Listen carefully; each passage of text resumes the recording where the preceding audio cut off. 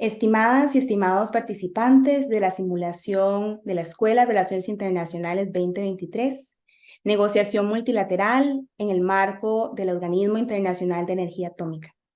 El día de hoy nos acompaña el doctor Esteban Picado Sandí, presidente de la Comisión de Energía Atómica de nuestro país. Para este espacio hemos planteado 3 etapas de conversación. La primera en materia del panorama nacional en energía atómica. La segunda etapa sobre el panorama internacional. Y la tercera etapa, el futuro. Muchas gracias, don Esteban, por ser receptivo a esta invitación. Muchas gracias. Un gusto acompañarles y felicitarles por esta importante actividad pionera a nivel regional que están haciendo. Bien, sobre el tema del panorama nacional, es importante señalar que Costa Rica tiene más de 100 años de utilizar tecnología atómica. Tuvimos en los primeros años del siglo anterior un médico que se fue a capacitar a Francia.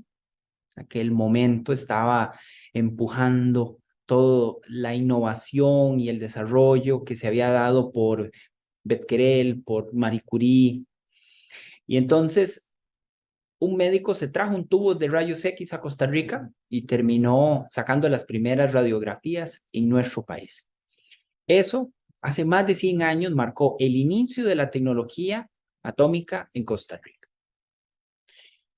Luego, con el tiempo, las aplicaciones no se desarrollaron tanto porque la tecnología no lo permitía.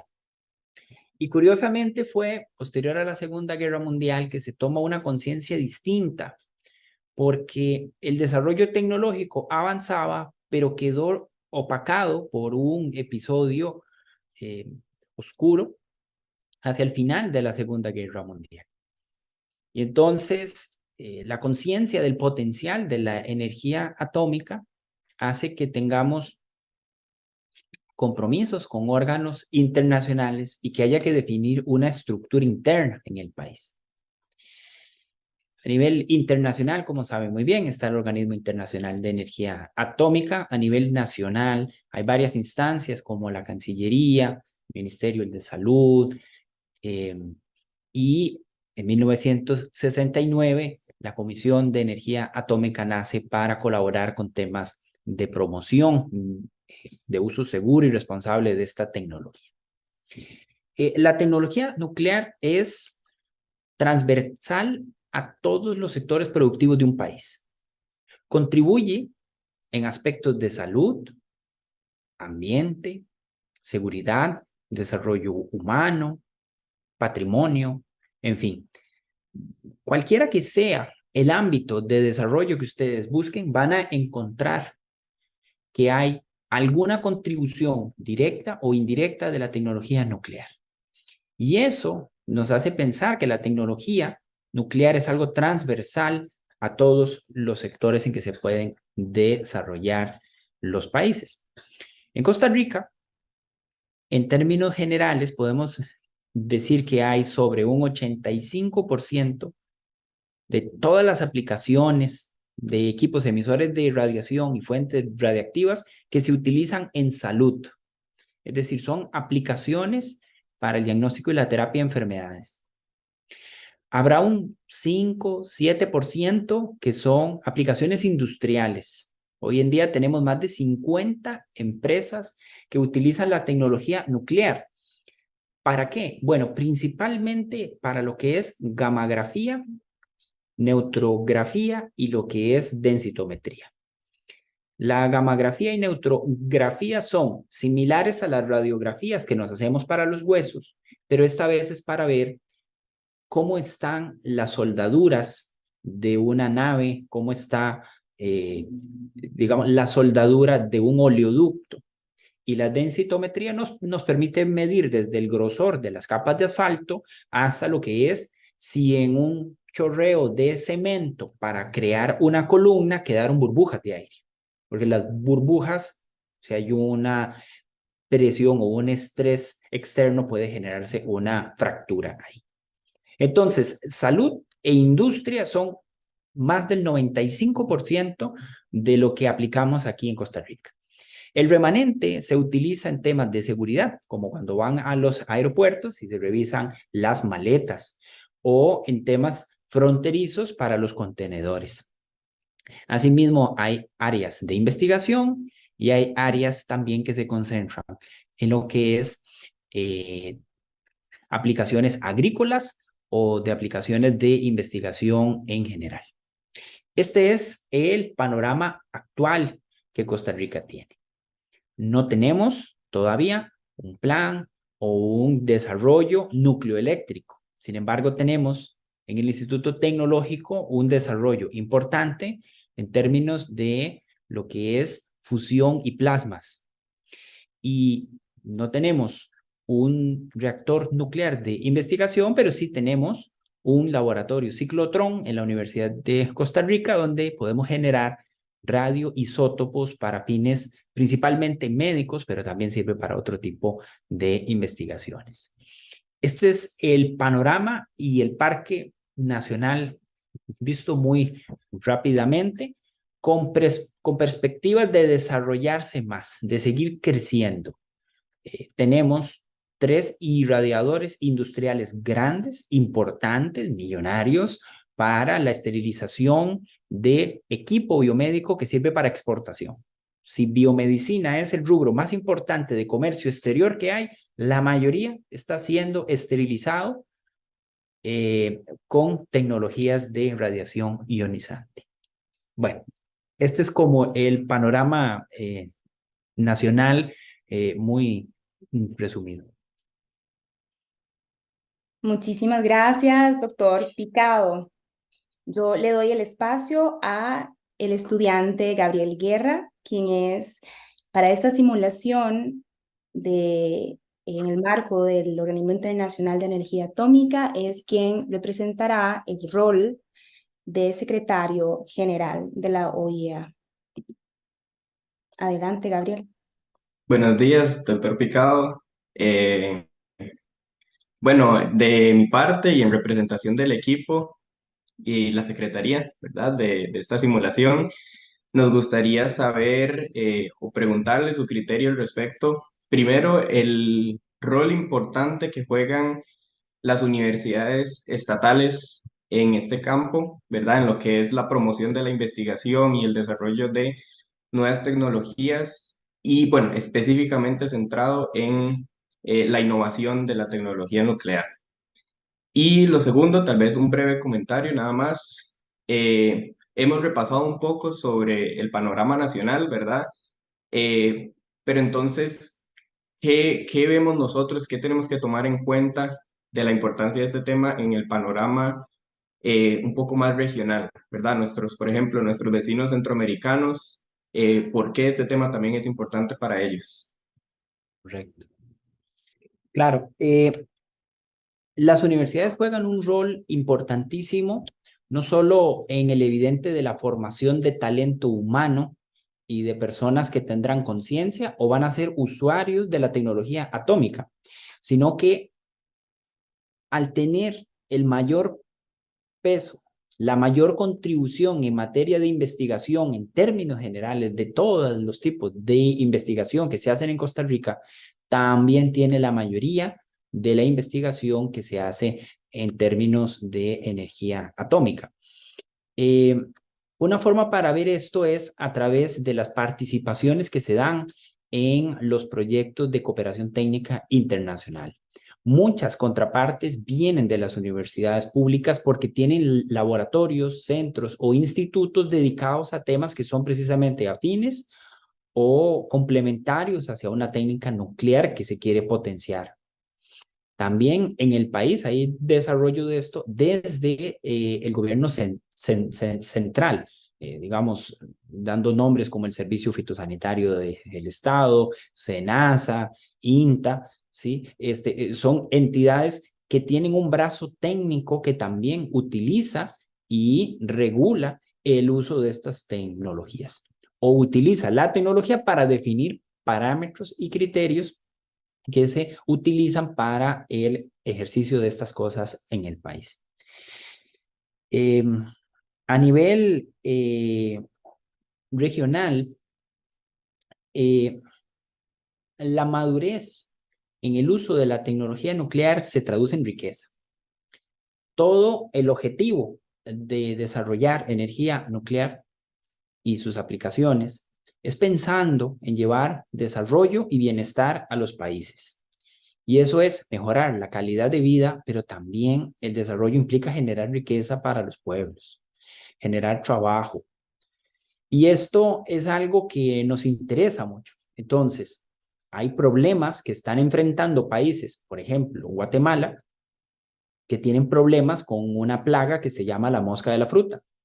Y Costa Rica tiene, hace ya varias décadas, centros que utilizan una técnica del insecto estéril, que se encarga de esterilizar y, por tanto, de disminuir todo el avance y el crecimiento de estas plagas que echan por tierra todo lo que tiene que ver con frutos.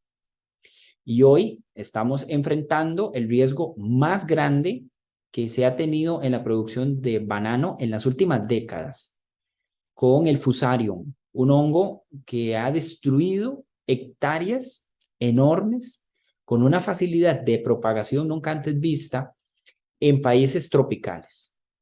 Y ya llegó a Colombia y está pasando hacia otros países y se espera que llegue pronto a Costa Rica. Es casi inevitable que llegue. Bueno, la tecnología nuclear tiene el potencial de aniquilar este hongo, sea que se propague en prendas, en artículos o en alimentos, porque aunque va a contaminar principalmente cierto tipo de plantas y de frutos, lo cierto es que la gente utiliza las hebras y fibras que vienen de esos frutos y de esas plantas para hacer artesanías. Y entonces en las artesanías, que las ve uno como algo inocente, también pueden venir esporas de este hongo y eso genera riesgos. Entonces, a veces el uso de la tecnología en un país también tiene que conectarse con lo de otros países. Todos estamos conectados. Las fronteras son límites imaginarios de la política para las especies, animales y orgánicas. En general, las barreras, las que existen son barreras naturales que no pueden cruzar el océano, pero de un país a otro pueden saltar fácilmente. De ahí que si un país está desarrollando mucho una tecnología, se promueve el trabajo cooperativo para que sean los otros países donde también se genere ese desarrollo y bienestar.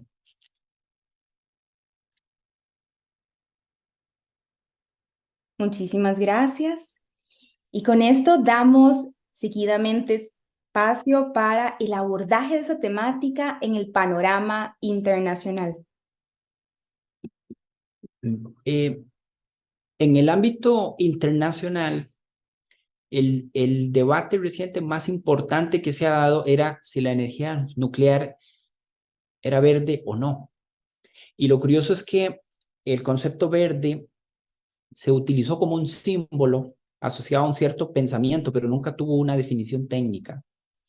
El OIA fue consciente de eso y trabajó en concientizar de que la energía nuclear, pensando en producción nucleoeléctrica, es mitigadora del cambio climático. Y tras un esfuerzo amplio y una comisión de expertos, se llega a la conclusión de que técnicamente la energía nuclear debe ser considerada verde porque no promueve, no incentiva pues el progreso que se está dando en términos de cambio climático. Pero después de la decisión técnica viene la decisión política, viene la convención o el consenso que hay. Y entonces con una votación dividida se acepta en Europa que sí. Hay otras regiones en el mundo, como Asia, donde esto ni siquiera se ha puesto a debate. Ahí la cosa está más clara. Ahí han trabajado con esto en un desarrollo muy importante en Corea del Sur, en Japón o en China. Y hay otros países donde están trabajando fuertemente para desarrollarse en investigación. casi que hay una correlación entre el desarrollo, los índices de desarrollo y de libertad económica con la presencia de estos tipos de tecnología. El otro tema en el panorama internacional tiene que ver con los temas armamentísticos. Cuando nosotros hablamos de cooperación técnica, estamos pensando en el uso responsable y pacífico de la energía atómica. Sin embargo, no podemos cerrar los ojos a que hay un interés armamentístico, hay un interés militar que se traduce en disuasión nuclear, es decir, disuasión de negociación política que se da utilizando este tipo de armas. Y claramente ha generado revuelo los ensayos nucleares que ha hecho Corea del Norte o los esfuerzos que son interpretados de cierta forma por la comunidad internacional en Irán. Sin embargo, son varios los países nucleares.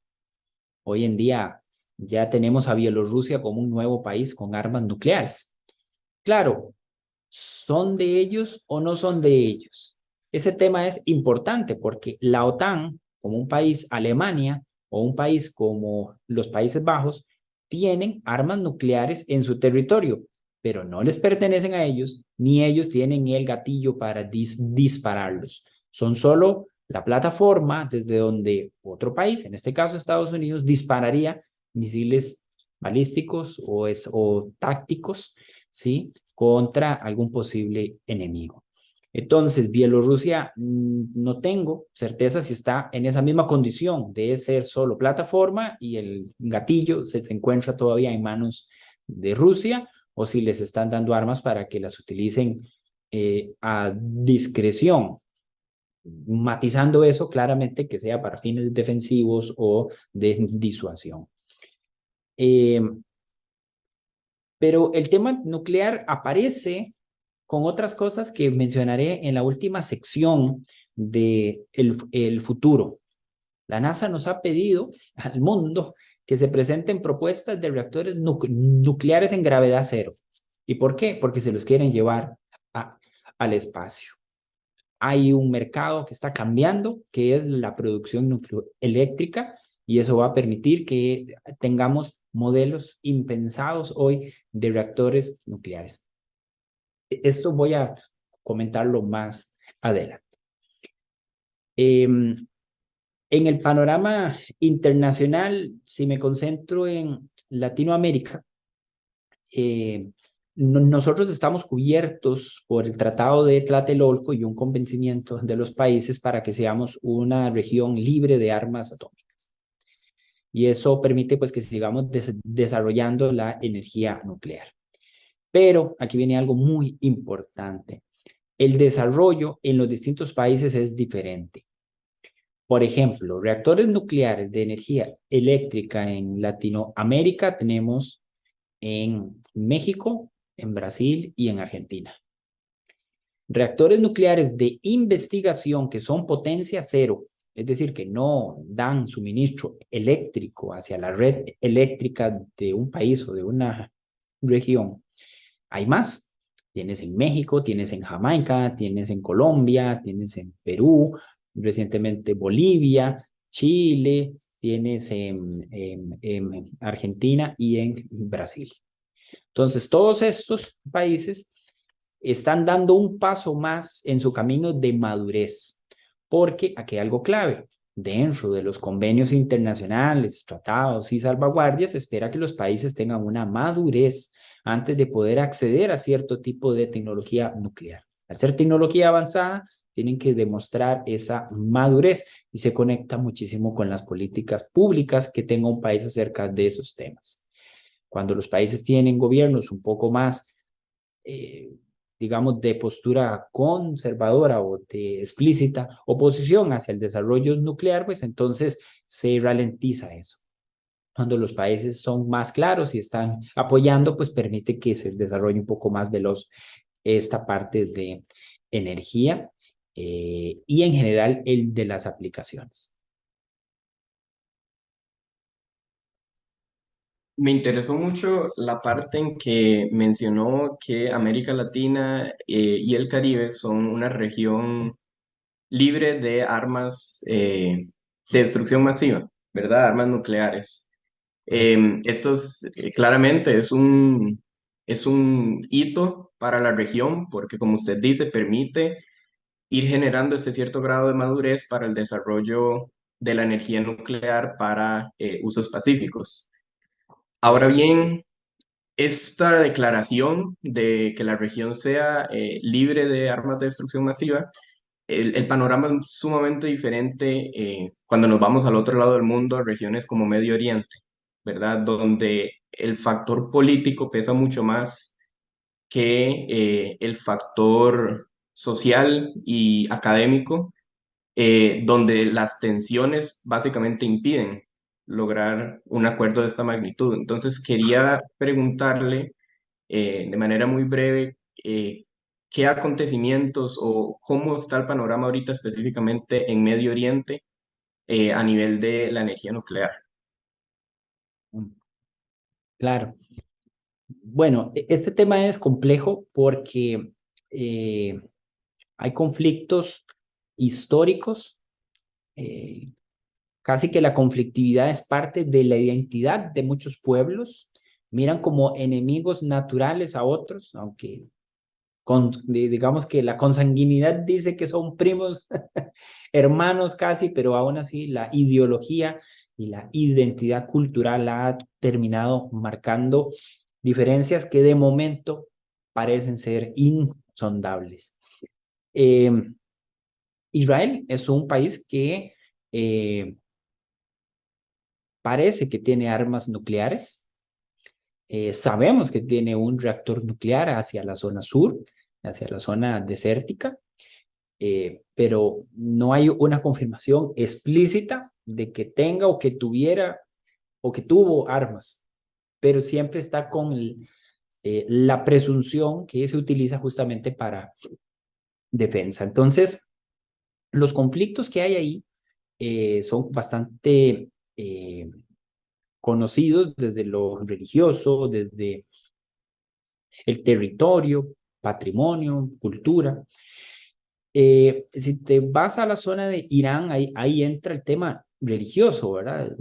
Ahí tienes versiones diferentes de islamismo y el desarrollo nuclear que ellos quieren tener es importante. Más que tener el reactor nuclear, lo que preocupa es el que pueda procesar sus propias barras de combustible, porque si, por ejemplo, tuvieran un reactor nuclear, pero compran las barras, es decir, como las pilas para el reactor nuclear y luego sale, pues eso implica que hay un control mayor. Pero cuando hay centrifugadoras que te permiten hacer algún procesamiento de enriquecimiento, eh, esas mismas herramientas tienen el uso dual. El uso dual es que tú tienes una tecnología que es pacífica, pero también puede ser utilizada para fines no pacíficos. Del mismo modo que hay ciertas balanzas analíticas en química que se utilizarán para el bien, para la salud, farmacia y otras cosas también son utilizadas para el narcotráfico. Entonces hay ciertos ítems tecnológicos que al tener esa capacidad es importante que los tengan por seguridad mapeados y bien identificados en los países. Bueno, las centrifugadoras para este contexto nuclear también pueden ser utilizadas para enriquecer ciertos materiales y generar, digamos, ya no el combustible de una planta, sino el combustible de una ojiva nuclear. Entonces ya eso cambia cuál es esa aplicación. Entonces hay conflicto por el tema nuclear, por el mismo asunto del uso dual. Y yéndose un poquito más, pues la India y Pakistán son dos países nucleares, tienen regiones ahí controversiales como Cachemira, y conflictos tremendos que vienen desde la época colonial y que rápidamente llegaron a conseguirse en un momento en el que se podía hacer armas nucleares. Entonces tenemos gente armados y a cada rato tienen escaramuzas que amenazan con que por ahí puede ser en donde se rompa la paz inestable que tenemos hoy en varias regiones del planeta, como es justamente esta zona de Medio Oriente. Perfecto. Y bueno, para ir cerrando, entonces entraríamos a la última sección, ¿verdad? Que usted ya nos hizo un breve adelanto sobre el futuro, ¿verdad? ¿Qué vemos nosotros sobre el panorama futuro en materia de energía nuclear? Claro. Lo primero es que el futuro necesita y pasa por lo nuclear. O sea, no hay opción de que eso, digamos, pueda ser obviado. Empiezo con una frase que me gusta mucho, que le preguntaron en un libro a Carl Sagan. Le dice, ¿qué haría usted si llega una nave extraterrestre? Se para ahí a la par de la luna y nos comunica y dice, hola, terrícolas, ¿pueden responder? Oh, me pueden hacer una pregunta nada más, solo una. Y Carl Sagan dijo, la pregunta que hay que hacerles es, ¿cómo sobrevivieron a la adolescencia tecnológica? Eso significa que claramente si una civilización ya tiene naves que viajan por el espacio es porque su nivel tecnológico ha sido muy, muy alto. Pero entonces, ¿cómo sobrevivieron a la adolescencia tecnológica? Y él lo estaba pensando precisamente en el ámbito nuclear. Él decía, ¿cómo sobrevivieron a esta tecnología que es por mucho la forma más eficiente de extraer energía de un pedazo de materia? O sea, si lo piensan, de un pedazo de tierra peculiar y especial, pero de un pedazo de piedra, sacas energía que puede servir para muchas cosas. Entonces, ¿cómo pasamos de esa adolescencia tecnológica en el ámbito nuclear hacia otras formas de uso superior? Bueno, una de ellas viene con una nueva generación de reactores nucleares. Hay reactores nucleares modulares que tienen modelos espectaculares, que algunos no necesitan agua para refrigerarse, otros no pueden explotar porque al ser de sal fundida tienen la peculiaridad de que no llegan a alcanzar esos niveles tan altos de presión, no llegan a alcanzar condiciones de concentración de masa y digamos de radioactividad tan alta. Entonces, aparece una forma diferente de generar nucleoelectricidad. Y esos, al ser modulares, son pequeños y móviles. Entonces, vamos a encontrar marcas como Ferrari, como la Boeing, como Terra, léase Microsoft, ¿sí? General Electric, Siemens, entre otras, más de 40 empresas poderosas están trabajando en reactores nucleares modulares. ¿Por qué? Porque es el siguiente paso, ya no construir la central nuclear de los Simpson, ¿verdad? En donde trabaja Homero Simpson, sino construir módulos como pilas y los puedes mover según la necesidad que hay. De hecho, que se considera que la parte nuclear va a ser fundamental en todas las matrices energéticas del planeta, independientemente que vivas en el trópico o que vivas en los polos, en fin, va a tener ese rol clave. Están surgiendo barcos nucleares, pero un barco nuclear no significa que se hable de un portaaviones nuclear, que significa que anda misiles nucleares y su motor es nuclear. No, un barco nuclear es un barco como los que tiene Rusia y tiene China hoy, que se mueven a donde los contraten y te pueden dar lo mismo, electricidad para una red eléctrica, digamos, llega a Guanacaste y le da electricidad, ¿sí? O puede desalinizar agua y entonces dar agua limpia. Entonces, si en una región como también Guanacaste tenemos las dificultades de que no hay suficiente agua potable, pues la desalinización suele ser un proceso caro en términos energéticos, Bueno, con estos reactores puedes hacerlo y darle ese suministro de agua a una región. Y reitero, subidos en un barco que es móvil y eso puede trasladarse. Hay otros para la tierra y demás. Pero yo creo que la parte más importante del futuro nuclear es el espacio. Estamos viviendo a las puertas de la quinta, no de la cuarta, sino de la quinta revolución industrial. Ya ese deseo de que Israel, Japón, Rusia, Estados Unidos y China están llegando a la luna. Otra vez, estamos mandando misiones hacia la luna y hay ya proyectos para que en 2035 a 2040 haya por lo menos de 2 a 3 bases de seres humanos en la luna. Y esas bases, la única forma de tener suministro eléctrico va a ser con un reactor nuclear. Y ya los están trabajando para trasladarlos allá. Es decir, los primeros humanos que van a vivir, que van a tener asentamientos fuera del planeta Tierra, van a vivir en la luna y van a tener energía nuclear como su forma de sobrevivir, de tener calor, de poder sacar agua de lo de hielo que tiene la luna. Del mismo modo, cuando la gente dice, el Sputnik ya salió del sistema solar, a la gente se le olvida que estos satélites que van muy lejos, la energía solar ni el viento solar puede impulsarlos tan lejos.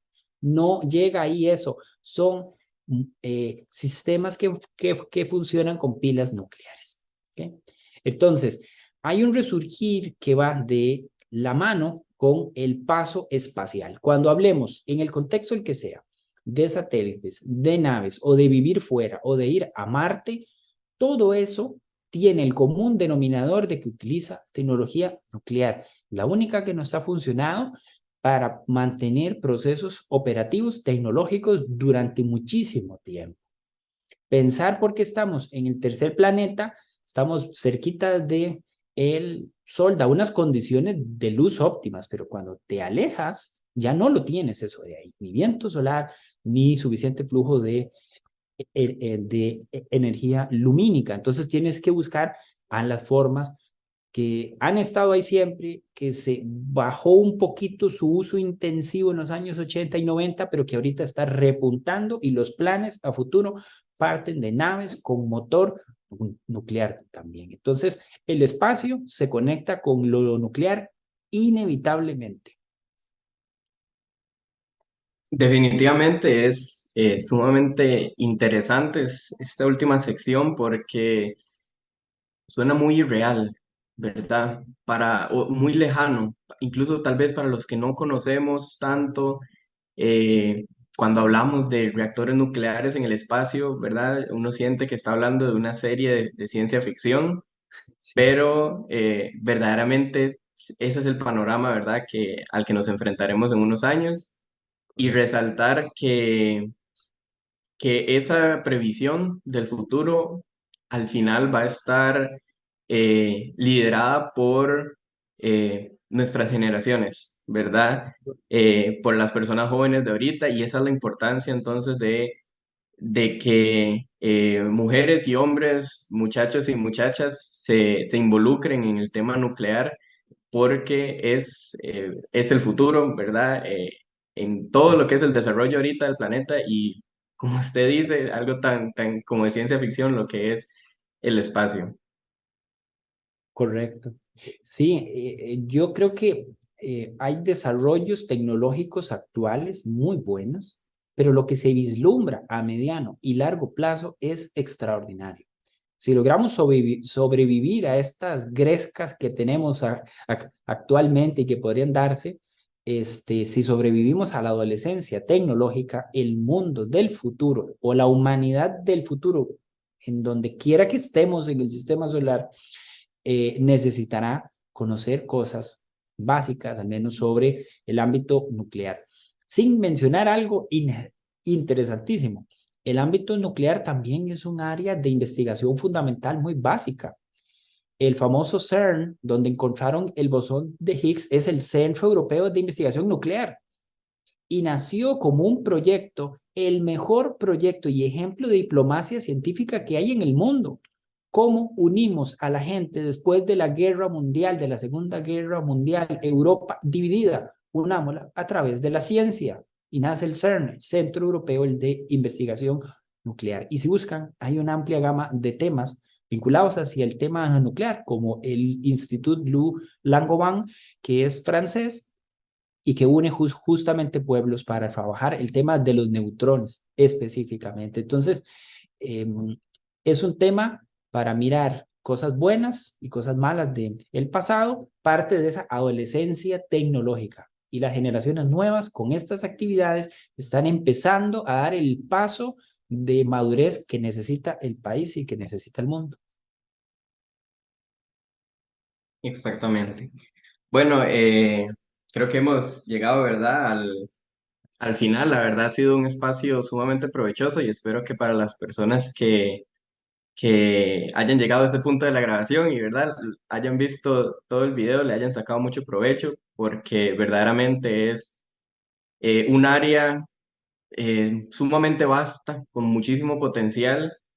Y pues agradecerle al doctor Picado por el espacio, ¿verdad? Nada mejor que tener una persona propiamente del área para que nos explique un poco más de esta realidad. Y pues obviamente a la Escuela de Relaciones Internacionales por coordinar este breve espacio. Muchas gracias.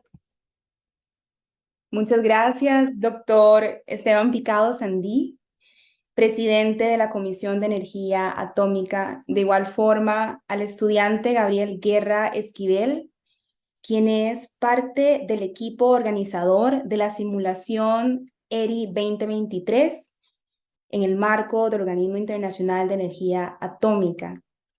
Extendemos nuestro profundo agradecimiento de parte de la Escuela de Relaciones Internacionales. Esta iniciativa, que es liderada por estudiantes de nuestra escuela de la Universidad Nacional. Muchísimas gracias, don Esteban Picado. Le doy su espacio de clausura.